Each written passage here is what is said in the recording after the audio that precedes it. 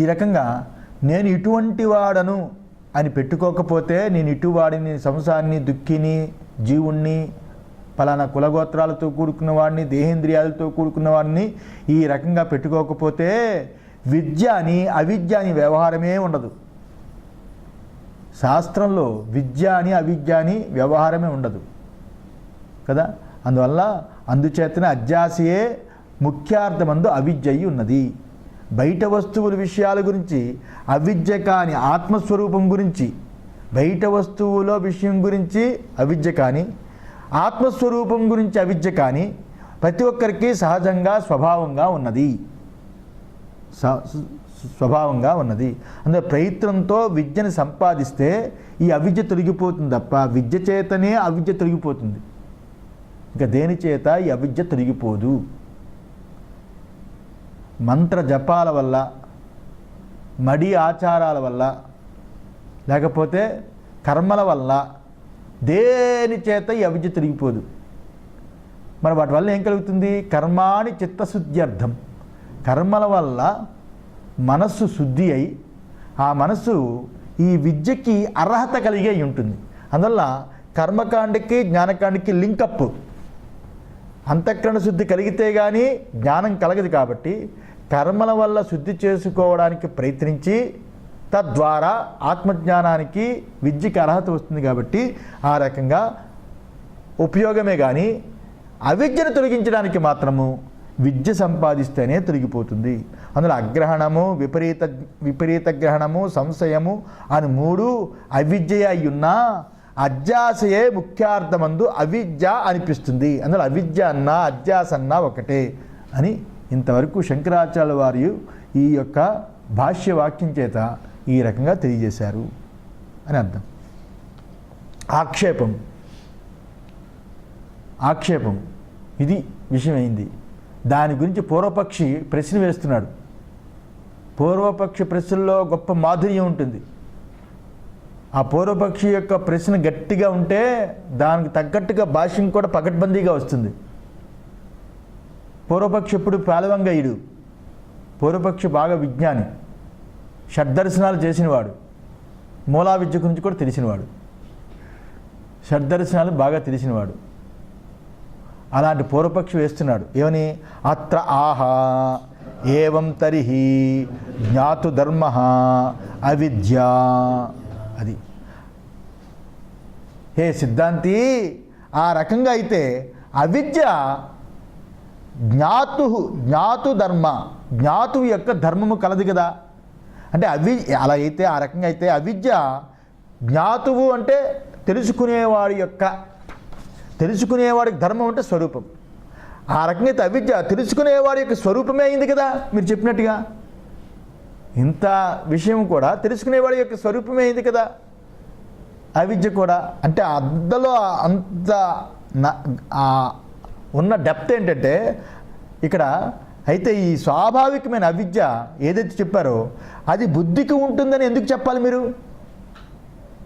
మీరు ముందు స్టార్ట్ చేసిందే ఈ అవిద్య బుద్ధికి ఉందని చెప్పారు.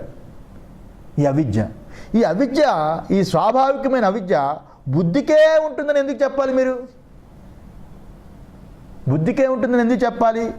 నేను దేనిని ఎరుగను, నాకు దాని గురించి తప్పు తెలివి ఉన్నది అని కదా మీరు చెప్పింది. నేను దేనిని ఎరుగను, నాకు దాని గురించి తప్పు తెలివి ఉన్నది, నాకు సంశయం ఉంది అని ఒకటి చెప్పడం చేత, ఈ రకంగా చెప్పడం చేత ఆ విద్య తనకే అర్థాత్ ఆత్మస్వరూపం ఆవరించుకుని ఉండడం చేత అవిద్య అసలు ఆత్మకే ఉందని ఎందుకు చెప్పకూడదు? బుద్ధికి ఉందని ఎందుకు చెప్తారు? మీరు చాలా చక్కగా వివరించి నాకు పాఠం చెప్పారు. నేను దేనిని ఎరుగను, నాకు తెలియదు అని అగ్రహణము, నాకు దాని గురించి తప్పు తెలివి ఉంది, నాకు సంశయము ఉంది అని ఒకటి స్పష్టంగా చెప్తున్నాడు కదా. అలా చెప్పడం చేత ఈ అవిద్య తనకే అంటే అర్థాత్తు ఆత్మకి, తనకే అంటే ఆత్మకి ఆత్మస్వరూపాన్ని ఆవరించుకుని ఉందని ఎందుకు చెప్పరు బుద్ధికి ఉంటుందని ఇంకో ఇన్స్ట్రుమెంట్ పట్టుకుని దానికి ఎందుకు ఆపాదిస్తారు? ఆ తెలియనితనము, ఆ సంశయము, విపరీతము తనకే ఉందని ఎందుకు చెప్పరు? వాడు డైరెక్ట్గా నాకుందని చెప్తున్నాడు కదా, నాకుందని చెప్తుంటే మీరు బుద్ధికి ఎందుకు పెడతారు? ఆత్మిక ఉందని పెట్టచ్చు కదా అని అందులో అర్థం. ఆత్మ ఉందని పెట్టచ్చు కదా. బుద్ధిని ఆవరించుకుని తామస వృత్తి అని ఎందుకు అన్నారు?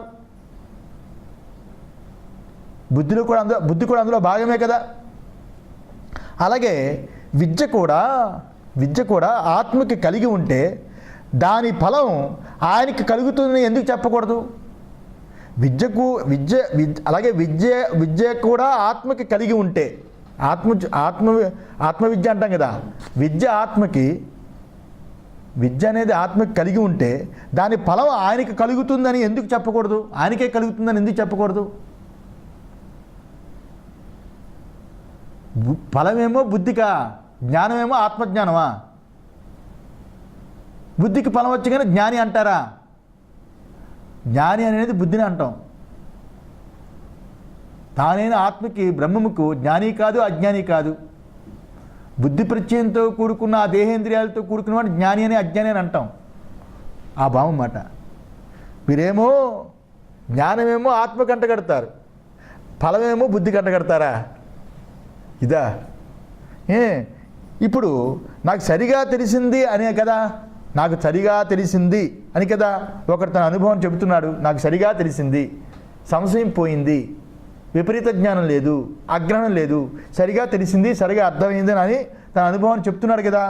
ఇలా ఉంటే విద్య అవిద్య వ్యవహారము అని ఎందుకు చెప్తారు?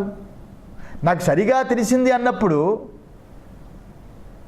అది పరమార్థ నిర్ణయం అయిపోయింది కదా. నాకు బాగా తెలిసింది, సంశయం లేదు, విపరీతం లేదు, అగ్రహణం లేదని. నాకు అవిద్య పోయింది, నాకు సరిగా తెలిసిందని అన్నాడు కదా. నాకు సరిగా తెలిసింది అన్నప్పుడు, అవిద్య పోయింది అన్నప్పుడు ఈ రకంగా ఉంటే విద్య అవిద్య రెండు కూడా వ్యవహారం అని ఎందుకంటారు? విద్య వ్యవహారము అని వ్యవహారంగా ఎందుకు పెట్టారు? అవిద్యను తొలగించడానికి విద్య అనే వ్యవహారం వచ్చింది. బ్రహ్మము యందు విద్య లేదు, అవిద్య లేదు అంటారు కదా. దానికి విద్య అనే వ్యవహారం ఎందుకు పెట్టారు? నాకు బాగా తెలిసింది, అర్థమైంది అన్నప్పుడు అది విద్యాస్వరూపం అయిపోయాడు కదా. అది వ్యవహారంగా ఎందుకు పెడతారు? విద్య రెండు వ్యవహారంగా ఎందుకు పెడతారు అనేది ఇందులో ఉన్న డెప్త్. ఈ ప్రశ్నలు మళ్ళా ప్రశ్న చెప్తాను. అత్ర ఆహ ఏవం తరిహి జ్ఞాతు ధర్మ అవిద్య. ఆ రకంగా అయితే అవిద్య ఎరుగువాడి, అవిద్య తెలుసుకునేవాడి స్వభావమే అన్నట్లయింది కదా. తెలుసుకునేవాడి యొక్క స్వభావమే అయింది కదా మీరు చెప్పినట్టు. అంటే ఇంత అర్థం ఉంది దాంట్లో,